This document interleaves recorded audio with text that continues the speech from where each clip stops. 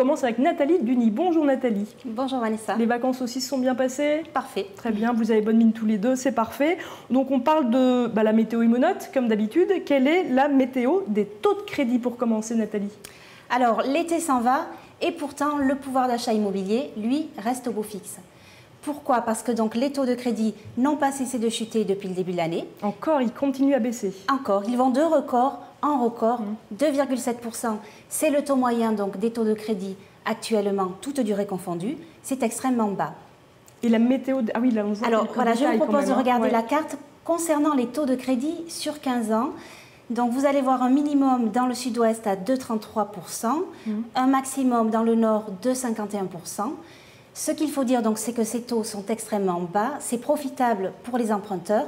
Emprunter n'a jamais été aussi bon marché. Mais il y a un petit hic. Le problème, c'est que cette baisse ne profite pas à tout le monde.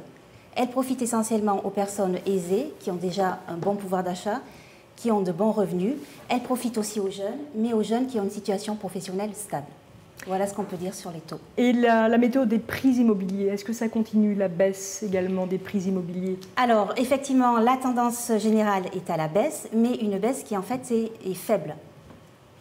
Si l'on regarde cette fois-ci la carte concernant les prix immobiliers des appartements, vous allez voir une météo qui est assez mitigée, avec des villes qui affichent des prix à la hausse.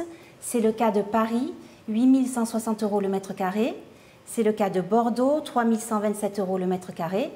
Et c'est le cas de Limoges où le marché semble se réveiller un petit peu avec 1 284 € le mètre carré. Là, on parle bien du neuf, hein, c'est pas dans l'ancien. Non, on est dans les appartements dans l'ancien, justement. Dans l'ancien, d'accord. Voilà. Ok. Dans beaucoup d'autres villes, vous le constatez, les prix sont en baisse, notamment à Toulouse, 2 498 € le mètre carré. Mais ce qu'il faut dire, c'est que cette baisse, en réalité, elle est faible, que les prix en France, les prix immobiliers, eh bien, ils restent élevés, et que le marché a du mal à se réveiller malgré, on l'a dit, des taux d'intérêt qui sont extrêmement bas et extrêmement profitables pour les emprunteurs. Et on peut quand même souligner qu'à Limoges, c'est toujours les prix les plus bas. En termes de taille de ville, en France, on est la ville la moins chère. Et de manière générale, le Limousin, c'est une région où les prix sont très très bas.